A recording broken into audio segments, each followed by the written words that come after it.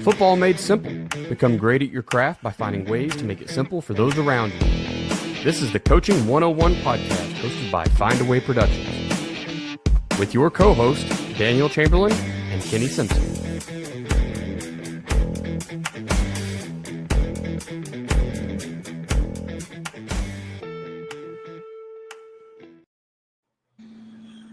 What is happening, coaches? This is the Coaching 101 podcast. I'm Daniel Chamberlain.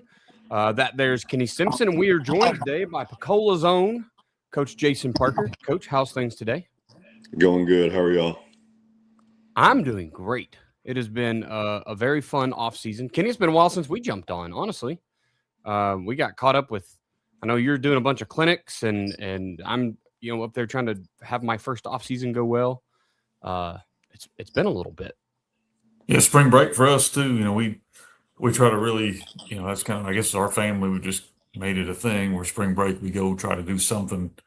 Last couple of years, the kids, they did really like Universal. I like Florida, so that's kind of what we've done. And as they've gotten older, if they're willing to hang out with Dad, then I'll pay for probably whatever, because I'm not going to get a lot more chances to do that. When they were little, Universal and Disney wasn't really fun. It was fun for them, probably be in a chore for you as a parent. But as they've gotten older, then it becomes a little more fun. So we did Florida and had a lot of fun. I got to do a clinic in Tampa, which is really, really cool on the front end of that. And now we got clinics coming up everywhere. So I think I've got two more, one in Milwaukee.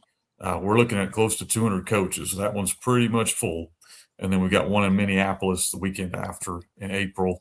And that one's got a little bit more room, to go. And the last two I'm doing, and then kind of get to stop with the travel for just a little bit.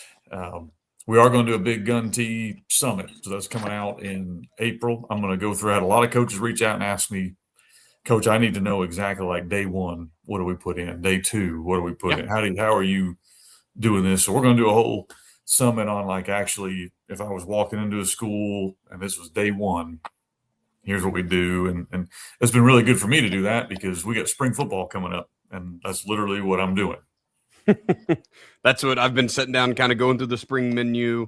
What are we putting in? What are we introducing to the kids and the coaches? And it's been a lot of fun. I know that Joe and I got our clinic in Boston. Of course, we had a great time there. I don't remember. Have we recorded since then? I don't remember if we have. It's been a while. We're looking to host another one this year if we can make one work. So should be fun traveling and then this week you're going over to an Oklahoma school. I don't know. Can we put their name out, or is that like, I don't know. Anyway, we were going to an Oklahoma school, so that'll be a lot of fun. Off season's off to a rolling start here. Coach Parker, man. Y'all do spring. Coach Parker, y'all do spring. Daniel, y'all get to do like a spring football deal? Yes. Right?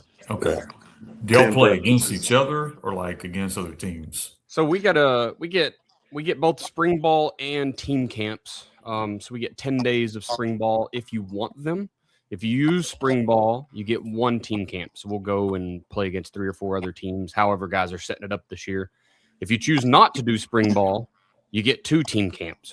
I don't know how you would not use spring ball and just and go to battle. That would be crazy. Doing it twice even. So I think most guys choose to have spring ball. We used to set out spring ball because you didn't have your freshmen. So your 8th graders who hadn't completed, their 8th grade year yet couldn't come, but they changed the rule a couple of years ago. So you get all rising freshmen through seniors. Okay. All right. Well, go ahead. Coach Park, you look like you're about to say something there. Oh, just the same, obviously. Yeah, for sure. All right. Well, Kenny, real quick, man, give us the quote of the week, and then we will we'll kind of push on here. Yeah. So quote of the week is coming from Team Themes Volume number 6. So if you haven't got Team Themes 1 through 5, they're all over at fbcoachsimpson.com. This one's coming out of the newest one, which should drop sometime in July. I do have a fictional book I want to start pumping here too, so I'll just do it here while we're doing the quote here, but called Iron Valley. So it's a fictional book based off of reality. I only know how to write about real stuff, so based off of our journey at Southside, but it is fictional. I mean, there's a lot of like the coach is good looking in that one, so it's obviously not super true. But some of the parts are accurate of what my story was. But it's a fictional book, kind of a double meaning. So one, it's supposed to just be a good book you can read and enjoy.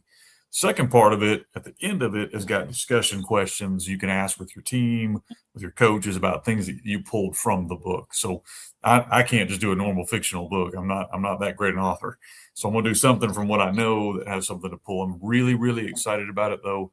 It's called Iron Valley. Be looking for it. It'll drop sometime, probably mid-May. And I'm going to be doing a couple of giveaways, like giving the first chapter away, giving the discussion questions away. But a lot of that reason I'm talking about it is it pulls some from the team themes. So that was a big thing that we did that really had a huge impact on our team, which is, I write about a little bit in that fictional book, but of course we have the real books. So quote for today, the word of the week for this week in the book is intensity. So the quote is actually an anonymous source that says, intensity without discipline is chaos. Discipline without intensity is weakness. And the edge is found in the balance between the two. A lot of people can be intense for short moments. A lot of people can't be intense and maintain it. And that's kind of the goal as a coach, the goal as a player, the goal as an athlete, is to be able to not just be crazily intense for 10 minutes. We want to be able to have that intensity, that fire, and that passion burning within us that we can maintain, not throughout 1 year or 2 years, but through our career. I like it.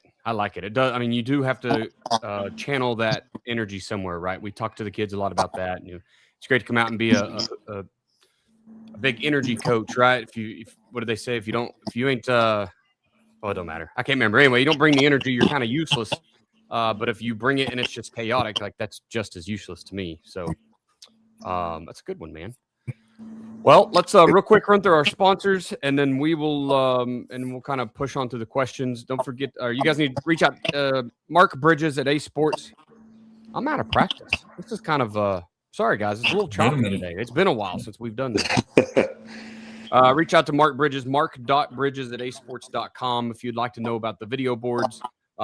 It is kind of what we call the cheat code to fundraising. You get one of these video boards put in, you start down the ad revenue path, and next thing you know, you're Kenny Simpson and you're, plus 700,000 or whatever in ad revenue. So go out, talk to Ace Sports, talk to Mark or whoever your regional rep is, get them in, show them your vision, and let them kind of help you build your dream. That's mark.bridges at acesports.com. Don't forget about Winning Edge Performance Analytics. I've talked with Doug a lot this year about what he's doing next and what kind of the next piece of his WEPA is. And basically, we're going into I'm going to put my opponent's stuff in and kind of get a report for them just as good as the one that I was using for myself on Friday night. So where are they good at? What are they efficient with? Where are their explosive plays?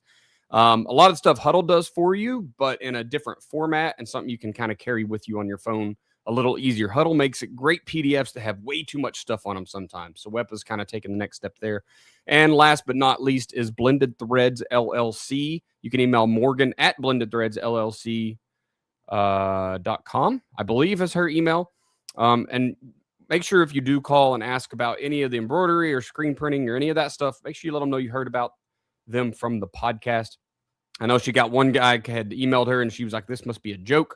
I must be like, this is a hack or something, because she had no idea why a guy with New Jersey was emailing a little shop in Oklahoma. So let her know who you are and where you heard about her. But by all means, use them. They have excellent shipping. They get stuff out quickly. The product has been great. We've ordered some stuff from them just for our company, for my consulting stuff.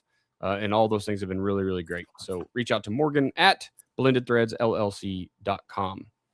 All right, boys, let's get into it here. Part one, we're talking about how do you build an offensive identity and kind of how do you decide what your team does best. So I'm going to start here. Kenny, we're going to let you start the show just because it's been a while. So part one, kind of how are you identifying your strengths? How are you picking that offensive stuff? What are your base principles, et cetera? Yeah, for me, everybody kind of knows me as a gun tee guy, and that's what we run. But that's not. We don't run it just so we think it's good. Like, we run it for a purpose. And so, for us, we're always looking at, or I'm always looking at personnel every year, and we run the same system. It's not like we're going to change and start running under center or whatever. We're going to run the same thing, but it's going to look different every single year. And so what we're trying to do is look at, what do we have talent and skill wise relative to who we play. I'm kind of blessed to get to travel and work with schools that have, 4,000 kids in their high school, or work with a school that has 300 kids in their high school. And some of them have 61 kids on their roster, and some of them have 6, community college kids on their roster. Everybody's different. So it's all relative. So you have to really look at not just what is our talent level, what is our talent level relative to who we're going to go play. We got to be realistic. Like, are we going to be severely outmatched in certain areas? Are we going to have an advantage in certain areas? Are we going to be relatively equal? And you have to kind of look at each year that can change. Each year, this year, I think for our kids, we're bringing back 3 starting offensive linemen. We're bringing back our starting tight end. We're bringing back our starting quarterback. So you start with that and go, okay, so we ought to be we ought to be able to run the ball pretty well. Our quarterback's a great athlete, and we're bringing back a really good offensive line. Well, that's probably going to be where we start with building our strengths. This is probably our strengths of what we need to lean behind. And then not just are they good, but what do they do well? Like, what's the quarterback do well? Well, I'm lucky to have a dual threat who can do both. Some years, maybe it's a pocket passer who can really sling it. Some years it's a great RPO kid. Some years it's a great runner. And so not only are they good, but what are they good at? And then you got to look at the other side. Okay, who's a new starter who's maybe not even ready, but we got to put him out there. What skills does he have? What does he not have? Compared to who we're going to play.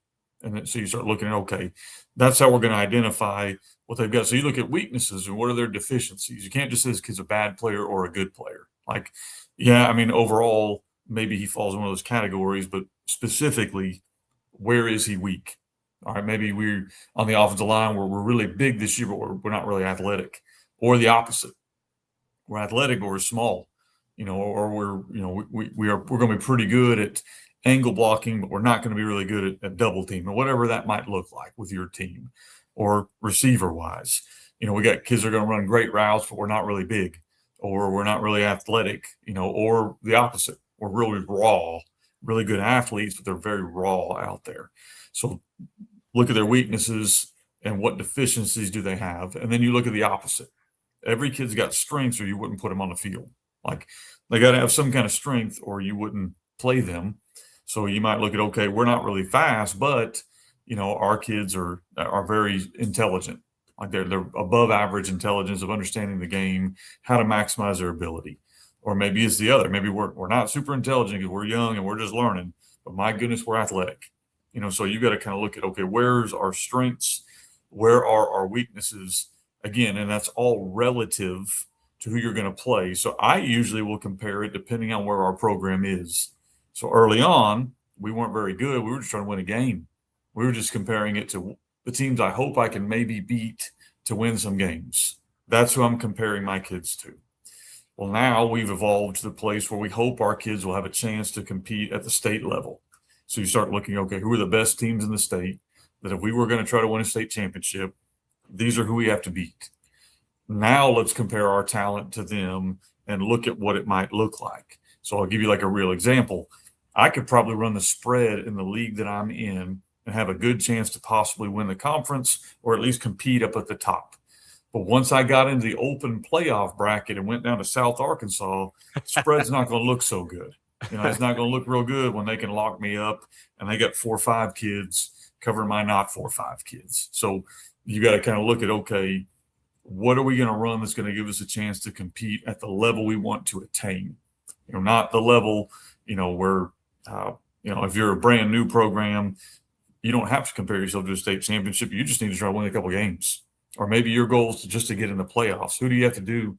Who do you have to beat to get in the playoffs? Start there. Then as you grow, you start to go, okay, now let's compare it relatively to the teams we're trying to compete with. At that point, I think you start to come up with your scheme. Like, I don't think you do scheme first and then this. You start here. And then hopefully, I know we're going to talk about the next couple questions, your scheme can adapt and adjust to what you got. Yeah, 100%.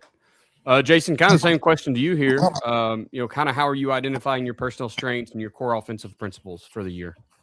Kind of like what Kenny just said. Yesterday morning, I was up looking through our district and how many players each team had coming back for next year, and what we've got coming back, what we've lost, what teams have picked up kids in the transfer portal. I mean, that's all over Twitter, so you can see that and see what we've got to deal with. My first year like coaching as a head coach, I ended up taking over the OC job.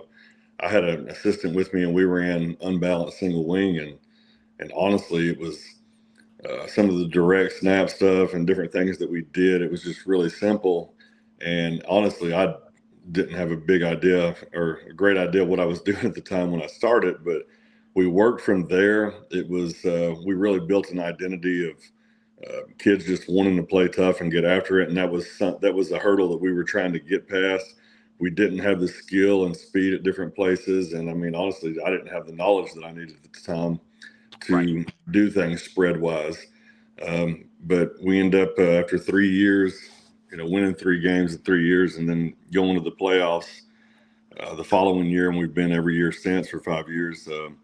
We stuck with the single wing and got a lot better at that. Started throwing out of it as well because it allowed us to, and that's something that helped me out a lot, was just when you run that type of offense and misdirection, just straight up power and just student body left and right, and some formation shifts. We had a kid that we did the direct snap to that, could throw a ball 60 yards, and we had some kids that can run. So we would, put out another kid out to the other side of the receiver on the strong side, an unbalanced single wing. And so when we had that, I know it's real simple, but it's like, hey, that guy's over there, he's faster than him. Take off running, let's throw it to you.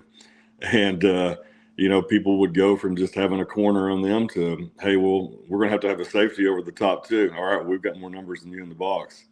So, with the kids that we had, we were able to do that. And then we did a little more spread and more single wing the next year, just learning. And then the following year, I really went over to Greenwood. I went up to Bixby and talked to Coach Montgomery up there and Coach Schneider. The OC was up there listening to some stuff they had to say. And then Coach Young at Greenwood, Arkansas, talked to them about what they did with their screen game. And because we had a lot of athletes, especially great athletes, especially at the 1A level that we've had. And so looking at what your personnel is, what can they do? And really, everything starts at the offensive line. Can you really run the ball and do the things that you need to do? If not, that's why I really like using the screen game. To me, it's just an extension of the run game. You're just getting the ball out there, block somebody up, and get upfield. So for me, it's just looking at the kids that I have, and just like Kenny's saying, we went to the semifinals last year, so we're definitely looking. We've got some great kids coming back, and we feel like we got a chance to make a run. But number one, we want to go win a district title. We haven't got that yet, but the team that we've come up short to has won the state title the past 2 years. But they moved up 2 classifications this year, and so that's what we're looking at. And we've got the team that went to the state championship game the past 2 years in the classification ahead of us coming into our district. So we've actually played them non-district the past couple of years, and so that's yesterday morning. I just got up and went to town looking at who all they got and calling some buddies up. Hey, y'all got some kids coming in this year and different things like that. And so, trying to figure everything out. Yeah, the mass chaos that is the redistricting in Oklahoma has been pretty wild this year, with all the rule changes and I still don't know what the right answer is. I guess right now it's the answer we have, right? Like we'll move forward with what we have and just beat who's on the schedule. But Absolutely.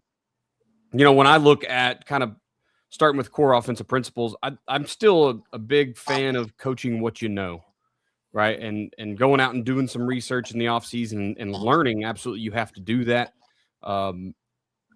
But Coach Parker, you hit on a minute ago, like you didn't know the spread game, so you had to stick with what you knew, right? And I think that's what everybody has to do. You're not going to have the answers to all the problems that defense are going to give you on offense if you go out and run somebody else's stuff and you don't do some time studying. In fact, I spent a week or two ago about an hour or two on the phone with some coaches that were trying to run the gun T, and how do I problem solve for Buck? And I was like, I don't know. I'd run GT counter. You know what I mean? Like, why? You're not asking the right guy. I talk to Kenny all the time. He is the guy. He's the Buck guy. I'm going to teach you why GT counter and power would be better here. So you got to go with what you know. And if you can coach it and your guys can coach it, then you're going to be more successful than trying to pick up some scheme and making it your core offense. And then we've already, you two both hit on doing what your team can allow, what your kids allow. It's great to be a GT counter, GH counter guy, but if you don't have offensive linemen that can pull, or you don't have a tight end to speak of, you may be looking for a little bit different scheme, and maybe you want to tie your gap scheme principles into it. That's fine. But if you don't have kids that can pull and kick, pull and swab, you might be in some trouble. So, it's just how do you get back to what you believe in based on the kid you have? When it comes to personnel strengths, once again, y'all have already said that too. We're getting a little bit of feedback here. Sorry, guys. There's an evaluation period right now, which is really hard with our current set of rules. Like, you can't say the word football outside of football period in 7th hour high school, right? Like, you've got to don't utter a breath, but you get 45 to 50 minutes a day to kind of figure out what those kids are good at and then get prepped for spring ball. And some people, I don't know how you do it if you don't have spring ball. You can't even be in football until August. That's pretty tough to know what you got truly in your program, what's walking the halls. So just having a good eye. I'm with the route of hiring a guy that's that he's good at that stuff, right? He's an evaluator for some teams a league or two above mine, and he works in a realm that I am completely for. It's Greek to me, but he has the ability to look at someone, evaluate what their skill sets are. So we're going to utilize that to really bring kind of the X's and O's and the personnel together and build a good scheme. Let's jump into part 2 here, and Kenny, we'll start back over with you. How do you prevent? So now that you've kind of identified your base, how do you prevent your coaches or your kids or maybe the quarterback's dad or whatever from going out and trying to force you to chase other scheme or adding confusion to the mix? Well, I think if you have a good system, Coach Parker kind of alluded to it with with single wing. Like, you don't all of a sudden go, we got a quarterback now, we're going to go just a spread. Like, that took an evolution for them. The first thing they did was they threw the ball from the single wing, because inside of that offense, there are answers built in to adjust to your talent. So I'm a huge advocate of don't just run a brand new offense every other year. Like, that's a dangerous thing. Now, you go from one offense and you make a change and you're going to live in that offense for the next 5 or 6 or 7, 8 years. That's a good thing. We've done the same thing. But if you are every year, you're the guy that last year you were running flex bone, and this year you're running spread, and next year you're running GT counter 20 personnel, the next year you're trying to run Jinx's offense, the next year you're running, then you really never have an offensive identity. You're just kind of throwing darts and guessing. So I hope whatever system you have invested in has these adjustments. I've worked really hard inside of my own in the gun T to come up with, if this year we have a great O-line, these are the things we want to do. If this year our running back's our best player, these are the things we want to do. If this year we have a really talented quarterback, these are what we want to do. We got a great receiver, this is what we want to do. And I think every offense that is a system has that. If you've kind of piecemealed your own thing, I hope you've done a good job, because, you're going to run into that where, that worked really well for you this year, but next year when you got different kids, have you thought through that process? Like, have you thought through the next move? Does your offense allow you to get into multiple looks? Even the wing T, which I think is an old school offense, they use numbers. Well, you can get into unlimited formations with all these numbers. And you can get into all these different passes using their system. So I'm not advocating to run this system or that system.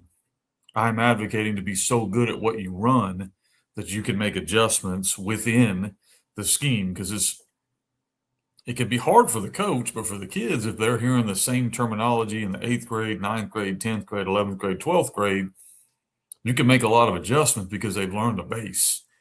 If they're having to learn a brand new offense every year, it's going to be very tough to make adjustments. So one, I hope you kind of have that.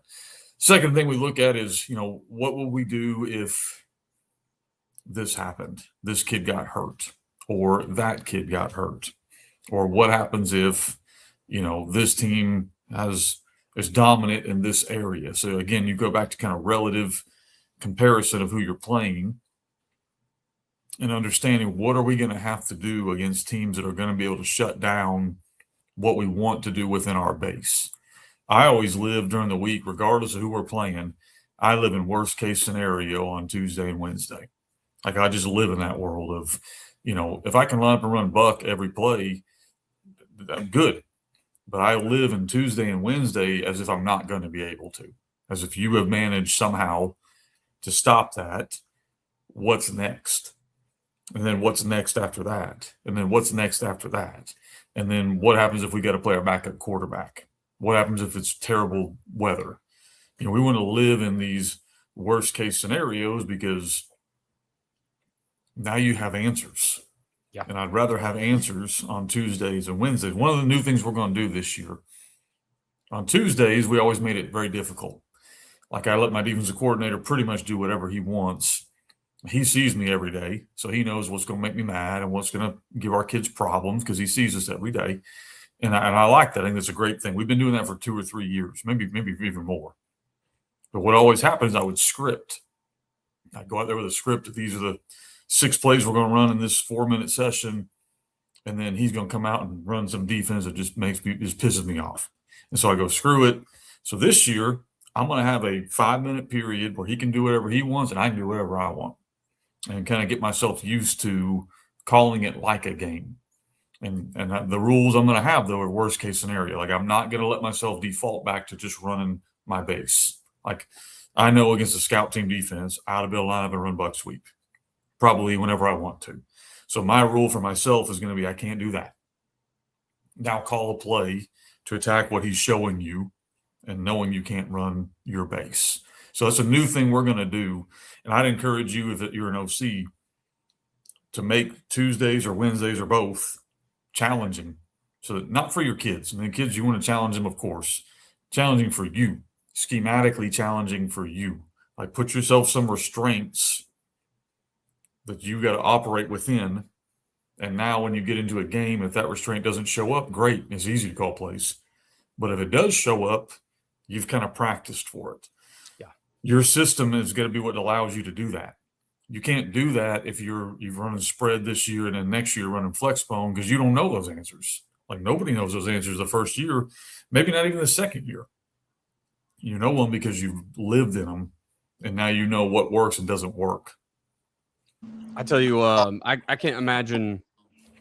Right now I'm digging through my spring install and fall install and trying to make things you got to go through, make sure you got all the tags and the formations, the plays, blah, blah, blah. And I remember at Bristow, we had to do it a couple of years ago, but then last year was so much easier because it's all put in, right? The kids that are probably going to play have ran it. Now we have to start back at square one-ish because you just never know, right? Jason, you mentioned a while ago, you get a move in, or you lose a guy. Now the kid who had no reps last year is going to have to step up and play. Anyway, the point is that second year in an offense sure is nice. Like, that's an awful good place to be. I cannot imagine changing everything just because the roster flipped over. That would be crazy. You're talking about wasting time. Like, how inefficient is it? Not only am I losing the talent, I'm losing the experience, and now I'm having to go install everything new again. Like, that would just be bananas to me. So, the challenge of this, it's easy for us to say right now. When I was 0-10, we changed an offense every 3 weeks because dadgummit, I wasn't going to keep doing the same crap and losing. So that's kind of, as a coach, that's the conundrum you get into. most guys that are successful, they don't change their offense. You know who changes their offense? The guys that aren't successful. Well, did I become successful because we changed our offense and found something? Or were we successful because we just sustained with what we were already doing? Finally found something. Yeah. Because here's the deal. If you're sustaining through something, you're getting beat 42-0, do you keep sustaining or do you switch? And that's the hard part for most coaches. And I don't know the answer to that. Yeah, for sure. Jason, kind of moving to you here. So obviously, you know, you're getting to add a coach this year. You've got several years of a lot of success down there, especially these last few have seemed really, really good. How do you kind of prevent your staff and your kids and yourself from going out and chasing new scheme or adding confusion to what you're already doing? I mean, the old saying, if it ain't broke, don't fix it. I'm very big on getting lined up, and if you've got a gift, take it. You know, you can get real complicated with things and look cute with stuff, but you know, if someone's going to give you a 5-6 yard hitch all day, do that until they're going to stop it. I'm very big on that type of stuff. And, you know, this year actually, because the previous year we threw for 4,100 yards, you know, we led the state 2 years in a row in passing, and then we were 4th this year, but we still ran the ball a lot. We've had a 1,000-yard rusher. And then we came into this year and I said, you know, we're not going to do single wing. We're just going to do spread. And it hurt us. It hurt us because, you know, it's something that our kids knew, kind of like what Kenny was talking about. And it's more for the other defense to prepare for. When you've got to prepare for an offense that is a strange formation and different things like that, but you've also got athletes all over the field where we come out in quads and empty and different things like that. We saw that, you know, it made it easier for teams to prepare for us. And so when we did play Rejoice at our place, which was, you know, number 1 versus number 2, we came back out in a single wing, and Kenny, we scored on a 60-yard touchdown on buck sweep the first time we come out in it. But, you know, I made a mistake this year. I started calling offense like halfway through the season. I was more calling defense this year, and I worked collectively with our OC after about the 5th game this year. But when we took that portion out of our offense that the kids knew, it did hurt us. And so when we put it back in, it helped us a lot. You know, one of my favorite things that Kenny's ever said in the podcast is like, if you have an identity and it's 4th and 2, the game's on the line from the 2-yard line, the kids already know what the play is. You don't even have to call it because they know what the formation, the play, they know what's going down right now, right? Like that's an identity.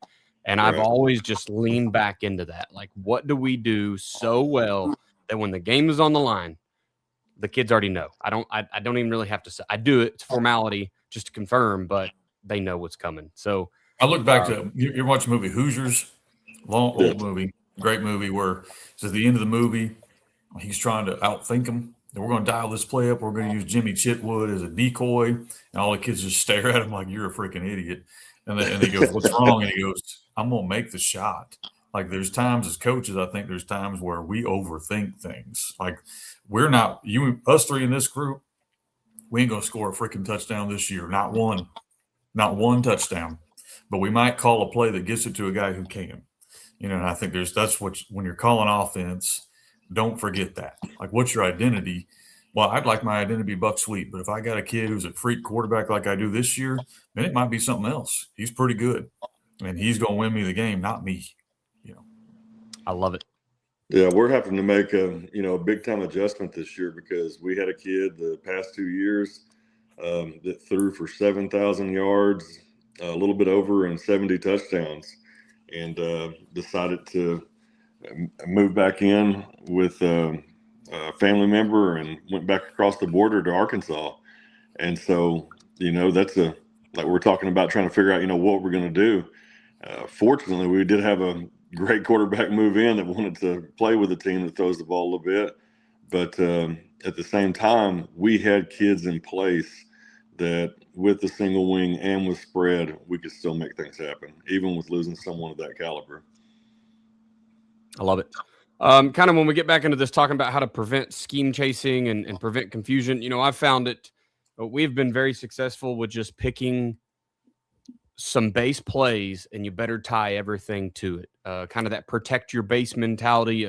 Cameron and I actually went to Boston 2 years ago, or maybe that was, I guess it was last year, with Kenny, and we did the protect your base clinic and just talked about having these base plays. You know, for me, I'm a big GT/GH guy. I love counter. I realize that power kind of is what makes counter work so well, but you know, I'm a big counter guy, so you better have some stuff that keeps counter clean, because if guys can just load up on you, then, you know, you might be in trouble. Kenny, you do that with buck sweep, you know, with the RPOs, the RROs, the multiple formations, like just making those young kids out there think while you're just doing the thing that you love to run. So I think if you minimize your total plays, and then I always ask this question: if you're going to put something in, what are you taking out? Right? Because there's only about 60 games of offense, or plays of offense per game. So if you're going to run something a third of the time, that's 20 are gone. Everything else, you get about 40 ticks to put something in. Okay. And we talked about having an identity. It may be more than a third of it is those plays. So where are you going to call all these plays? So there's no reason to go out with 25 different things to do. So if you're going to put something in, what are you taking out? Because you can't carry it all into a game. So that's one way that I have used to just don't go out and scheme chase. It was a lot of fun when I was watching Brady Bradbury kind of win the state ball last year, and it was a ton of fun to watch the kids. I think it was Holdenville came to town, Stroud came to town, Holdenville came to town, and these guys are good. And you talk about a single wing offense, right? Holdenville's doing it. I mean, it is dirty. And you could, as a coach, go, maybe I want that as a package. Maybe I kind of want to, but what are you going to take out, right? Because if you're going to have time to install that, you got to drop something off. So it's hard to go chasing those, or to not go chasing those ghosts and prevent that scheme chasing, but you just got to do something. And then with the confusion piece, I think just having a root, I talk it football almost like building a language. You got to have those root words. You've got to have, you know, and then what do they change for? And you got to have rules that change them. You minimize the base, you minimize the root words, and everything else is just kind of an add-on. If any of y'all have ever studied German, I don't know if you've ever studied the German language, but you talk about like the words can get really long. You got this, you know, 15, 18, 25 letter one word. And it's kind of the same. You got a root word, and then you can add some things to it. You got to be careful. Don't add too much, because your kids will just get just as confused. You kind of end up building a language. I think that's kind of the way to do it. Last part here, auditing your roster, you know, kind of how you finding answers for that year. And then once you get into spring ball, you go through the summer, you know, we all talk about, you add all this stuff. You just got back from all the clinics, all these cool ideas. How do you trim that menu down? Kenny, we'll start with you here. We try to use basically a rule of 3. So pretty much, you know, we know every year we're going to carry 3 runs to we call the strong side and 3 to the quick side. We're going to carry 3 rollout passes. Going to probably carry 3 play action, 3 quick game. You know, we're going to 3. Like, that's kind of our rule. And then we modify within it. So let's say this year our quarterback is a great runner, and for whatever reason we don't want to throw it as much. Okay, we'll pull from the 3 full field progression routes and we'll cut it down to 1. And we'll take those 2 extras and we'll stick them we'll run power read this year, or we'll run option, or whatever run we're going to add on to it. Or maybe the opposite way. Maybe we are going to throw it more this year because we got some pretty good ones out there and he can sling it a little bit. Well, now we might pull from, okay, we're not going to run, we're going to kill this 1 run and we're going to add this quick game or whatever it might be into our offense. But we kind of try to live in the rule of 3. I think you got to modify that every year, you know, because for me, you got to look at what's working now. Like, what is working now for you? Because all of us have an idea, kind of like Mike Tyson says, you got an idea till you get punched in the face. Like, everybody's got an idea right now what you want to run, what I think I'm going to be good at. And then I go out there week 1, 2, and 3, which in Arkansas is all non-conference. So I get these 3 games to kind of just play around and see, oh, we're not as good at this as I thought we were going to be, or I think we're pretty good at this, you know, and so you need to use those whenever that is for you. Maybe that's spring football, maybe that's early season football, maybe it's summer football, whatever your timeline is where you can kind of play with things where, yeah, you know, we want to win our non-conference games, but we're using those games to set ourselves up for a run, you know, and so we're going to play with some stuff in there to see who we are. Because even though I think we're going to be this, we may not be, you know, Right. and I've got to be able to make adjustments within my system to handle that. We got to figure out which kid's going to grow up and be a dude. Every year we have surprises, some good, some bad. You know, you kind of have guys, you know, hey, this guy, we saw him last year. We kind of know what we're going to get. But then you got these kids where you're like, man, I think he's going to be pretty good. And then he comes out and so looked like Tarzan, play like Jane kind of deal where no, he was good in the weight room, but it never really translated. Or you got this kid you didn't pay attention to, and all of a sudden, man, he might become your best player that year. I mean, you never know. These are kids you're dealing with. So you're going to have good and bad surprises, and you got to make adjustments as a coach of, man, I thought we were going to run behind this bell cow, but all of a sudden this dude's kind of becoming, every time he touches it, and that's where Daniel's analytics guy probably comes into effect of you start looking at, well, every time we've done this, this has happened. Every time we've done this, it's not really been what I thought. So you got to be able to make that quick adjustment early in the year about your players and your plays. Then you got to figure out, it may be the league you're in that year. Like some years, I don't really know if our team has been any better, but we get into the league and we're just running roughshod over people because we're so physical. And I really didn't think we were really physical this year, but I guess compared to who we're playing, we took steps forward and they took steps back. Or it might be the opposite. I thought I was going to be able to bully some of these teams, and nope. You know, but we're a little more athletic than I thought we would be compared to them, because you have an idea, like Coach said, you're calling around asking about the other teams, but you don't really know until they start playing real games. Yeah. And so what you thought might be true may not be true. And so you've got to be willing to always adjust what you're going to do. But like Daniel said, if you put something in, something's got to come out or become a lesser practice deal. You don't have to take something out of we're never going to run all verticals. I mean, you can keep that in your playbook, but you're not going to practice that every day. So it's not going to be a huge thing you're going to use. So we kind of have these core three. This is what our core is going to be around in all areas of the game. And then you have these little accessories. But what might happen, and I've seen it happen before, is what I thought was going to be kind of an extra, that became something we were really good at. So that became a core, and we pulled something else back. So you always want to be able to adapt and adjust. And then our first year we made the playoffs. We go in, we play Boonville, Arkansas. If you know much about Arkansas, Boonville is pretty dang good. So we had never played a playoff game ever in the history of our school. And we're at Boonville, playing Boonville, who that's all they do is play playoff games and win. They're really, really good. So it's fourth quarter. It's 14-13, and it's 4th and 4. So I call timeout, and I'm just looking around, and I finally go, what would y'all call right here? And they were like, Coach, we would call counter. And I was like, we haven't run counter all game. And they go, I know, that's why we'd call it. Well, counter went to one of our best players. One of our best kids was leading for it. Bad job of mine. We run counter, touchdown. We end up winning 21-13. Sometimes your kids know. Like, I don't know if that was the best play call. They had us outnumbered on the quick side. They were reading our guard. But our kids felt good about it. And when your kids feel good about something, even if it's not the best on paper, or what you're seeing is what they're seeing is what matters. And that kid took it, housed it. First playoff win, it was a big one. Really fun stories. But my point is, what do your kids feel good about? Because that means as much as the actual design of the play. You can't just let them call every play, or they'll just call all verts every game. But there are certain things they feel good about. This is who we are and what we're going to be about. I still go back to the year we were still well, and you had a team on the field that had won 4 games in 4 years or 5 games in 5. It wasn't good, right? And we come out and we get a little mojo going and win some games.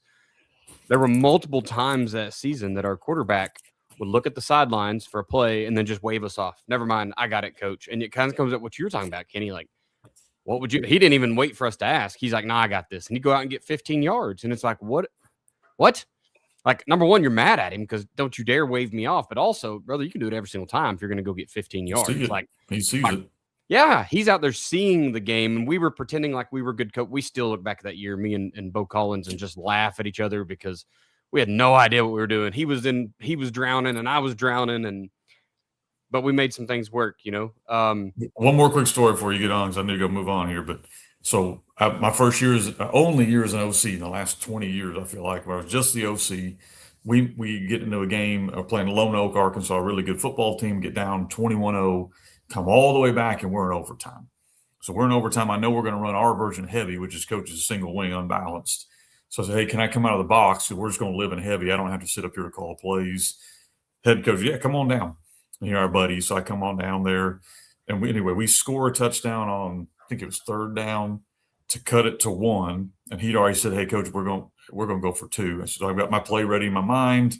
We run like a check with me, call timeout, pull the kids over. They called timeout. They called timeout. We pulled our kids over. And head coach comes up to me and says, what do you think you want to run? And I said, man, we just ran counter for 5 yards and walked into the end zone. I said, I think that's what I would call it, but you're the head coach this year, man. I'm just drinking coffee and up here calling plays, So he goes to our kids and he says, hey, I think we're going to run counter, which is going to go to a kid we called, his last name was Jacob Dunn was his name. Good player for us. Our quarterback that year, his name was Landon Haas, was our best player. And our quarterback, I wasn't in the huddle at that point. I was kind of over there talking to our line coach, getting stuff ready. But he comes back, he's laughing at me. He goes, I want to run power. I said, okay. So we run power, we score, we win. So, man, why were you laughing? He said, I went over to those kids and told them we're going to call counter. And our quarterback said, Coach, you can call that, but you better get another person here to hand it off because I'm taking this thing in and scoring. And so he said, Coach, I think I want to run power. I said, whatever you want. But anyway, another story about kids seeing what they want. Yeah. And sometimes it's what they believe in. I talked earlier, you better coach what you know, you better coach what you believe in. Sometimes you got to call what the kids believe in. Coach Parker, same question to you here, man. Kind of how are you trimming the menu and auditing your roster to make sure you've got in this year what you need? First off, yes, I've asked the question numerous times because I live about 45, 50 minutes from Boonville as what is in the water down there They're to huge. Produce all these gigantic linemen and then fast, gigantic white kids that can run the ball.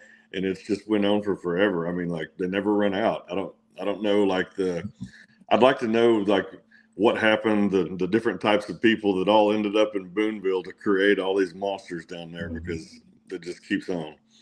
So definitely know about Boonville. And also about, asking the kids. I'm huge on that because they see things out there, obviously, that we don't see. They know how much better they are than somebody, or maybe if they're getting beat and if they're being honest about it. Our first playoff game this year, we played Pawnee, which was 100% single wing team. Had the state champion heavyweight wrestler, the 220 class. Kid was, or maybe he was 6'2", 230, getting direct snaps all night. And I mean, you want to talk about a war. I've got a great picture of going up to my son, and I've got my arms out to the side, and I'm fired up. But you just see my son and the rest of the kids. We just won the game, and I mean, they look like they're walking off of a battlefield dead because I mean, it was just a ball game. But talking about what we were saying is, we called timeout, and we were on the 7-yard line, and we had to get to the 2, and then we could run the clock out. And so they had called timeout. It's 4th and 7, or 4th and 7, I think, 4th and 5. And the kids come over there, and my son plays wing back in the single wing, and so he runs a counter play that we usually take it, we'll call it 7, basically take it into the 5 hole, but we had switched it up and started going outside. And so they all come over there to the sidelines, and my son walks right over to me and he goes, give me the damn ball. And so he was like, I'm not getting stopped. And I was like, that's what I want to hear though. I'm just like, I mean, whether it's my son or anybody, just when a kid's like, give me the ball, I'm getting this and making it happen. And he got it, and that big old kid they had that was playing linebacker, oh my God, he knocked him out into the fence. And so it was, we still kind of laugh about that, but he got the first down. He got the first down, and then we nailed it, and man, tough game. Love it. But man, what was your question again? I'm sorry. Yeah, absolutely. I got them all off topic. As you're going through your roster and this is, finding those answers, trimming your menu, you're getting into, the season, kind of what's your process going through that? Right now is we've got a lot of new kids. We've graduated some just absolutely great athletes the past 3 years, especially from our classification of school. We've got 4 kids going to play D2 ball off of defensively off of our team this year. The previous year, I think we had 3 and then 1 Power 4 kid. So, our roster looks a lot different. We're bringing back we ended up with some injuries and things on our offensive line. So we started 2 freshmen on the offensive line last year. And so, Uh-oh. We lost him. Oh, yep. I bet he got a phone call. That's tough. But to these kids' credit that we had play, they grew up a lot. So for us this year, we see that, we can run the ball better. We've got a new quarterback. But he's very polished. So there's some more RPO type stuff that we're looking at. We don't have as much athleticism as we've had in the past several years, but we have some really gritty kids that are still athletic and can play. And so for us, we're going to get a lot of answers in spring ball, a lot of answers. We've got some kids that we know what they can do, but there's a lot of question marks as well. So we'll go out and do the things that we have been doing. There's a couple of things that we'll switch up a little bit to suit the quarterback that we have. And then defensively, that's what I'm doing, is calling defense again this year. I'm trying to figure out whether if I'm going to do a 3 or 4 front. We've been in the 4 front the past couple of years, but we're a little low on linemen this year. So I'm trying to figure some things out on that as well. I tell you, man, I know it's counterintuitive, but I've always said that if you have less linemen, run a 4 front. I lost you on volume again. Okay. You can always, you can always put an athlete at defensive end and just let him wreck a tackle's world. But you can't always put, 3 studs inside. All right. Can you hear me? Yes, we can hear you. Kenny, can you hear me? Mm-hmm. Okay, just making sure. All right. I can't hear you. I kind of trimming the menu. We're going to message Coach on the side, and give me just a second here.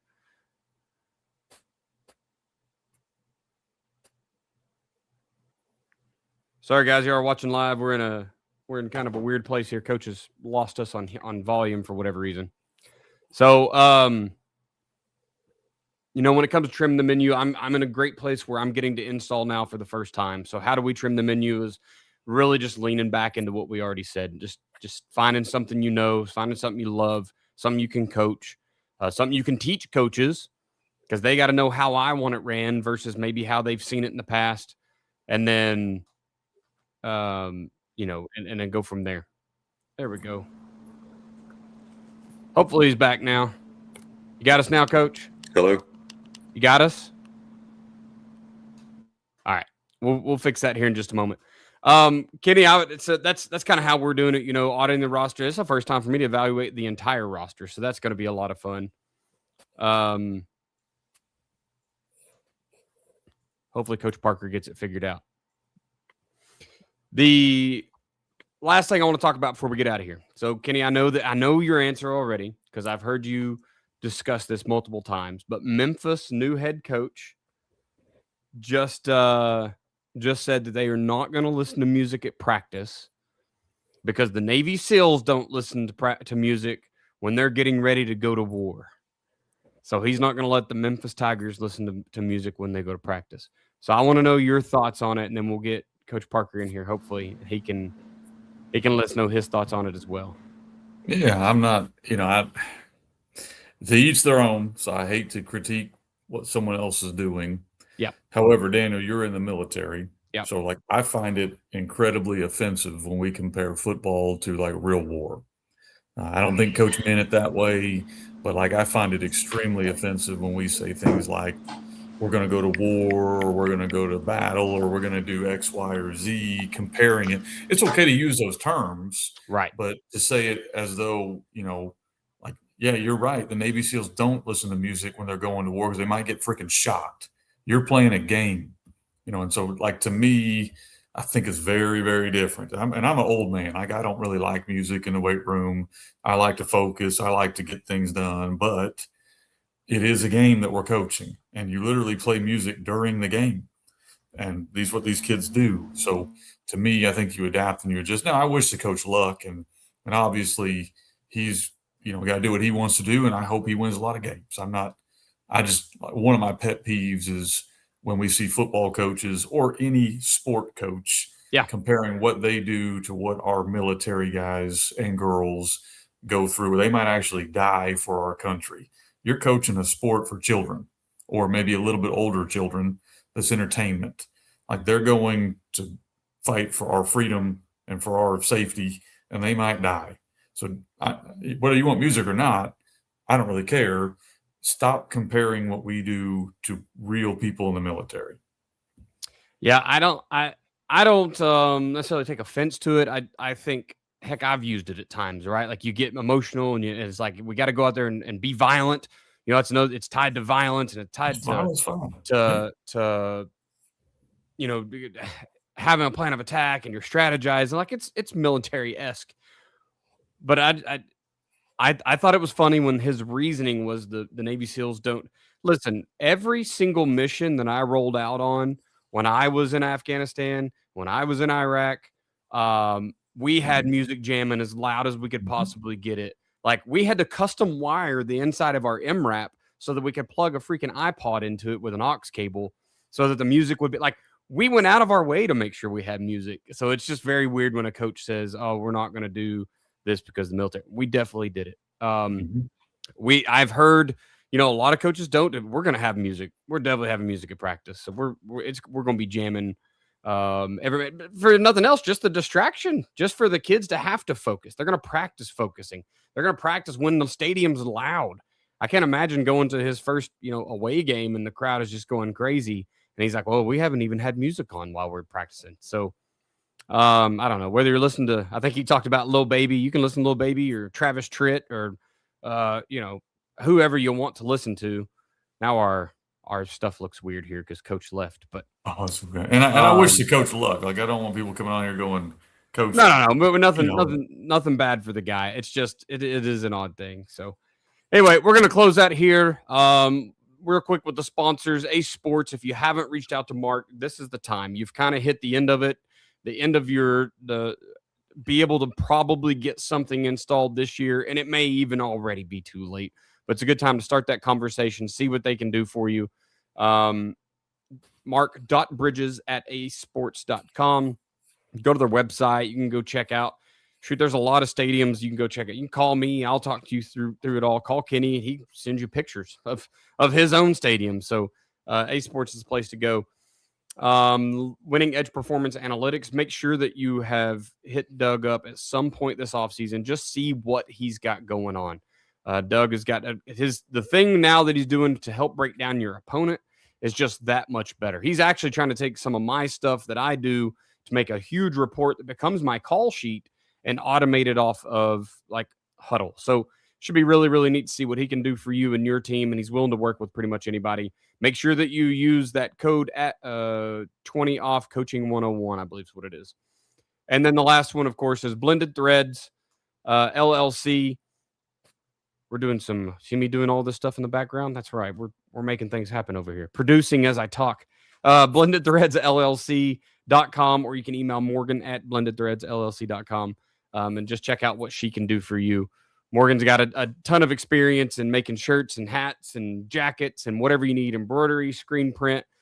Maybe you're trying to start a pro shop. Maybe you just want to give your coaches some swag or whatever it is. Holler at her and she can help you out. All right, Kenny, I know you talked about the books earlier, the clinics that are finalized here. You kind of gave those at the beginning. So we'll jump straight to social media here. Where can people find you? All things FB Coach Simpson. So websites at FB Coach Simpson, FBCoachSimpson.com, or hit me up on Twitter at FB Coach Simpson. I think we figured out, Coach. We got you now. Yeah. I knew it was the My wife Bluetooth. pulled I was up like, he's got a and had the Bluetooth card. speaker. Yeah. Yes. So you called that. It connected to Bluetooth. So I'm over here just That trying happens, to figure it man. out. Coach Barker, we're closing out here. So if somebody wanted to reach out to you and talk about Pocola's offense or defense or the stud quarterback you just pulled in, anything, where would they reach out social media wise? You can email me at parkerjason74@yahoo.com. or you can go check me out on Twitter at Coach_J Parker 54. There we go. And congratulations, man, on so much success down there in Pocola. And I hope that, this year's can be the one. I know you've been chasing. You've been so close a couple of years here. So I'm hoping you guys can get that gold ball this year. I am at Coach Chambo OK on X. You can email me at chamberlainfootballconsulting@gmail.com. Jump over, check out the YouTube, the website. There's all sorts of fun stuff going on. The podcast is at Coaching 101 Pod on X. We want to thank you for being a listener of the Coaching 101 podcast. We hope you'll join us next week as we continue to make the complex more simple. Please consider subscribing to the show so you always know when the new episodes are out. We'll leave you with this. It's hard to beat someone who never gives up. No matter the situation, find a way.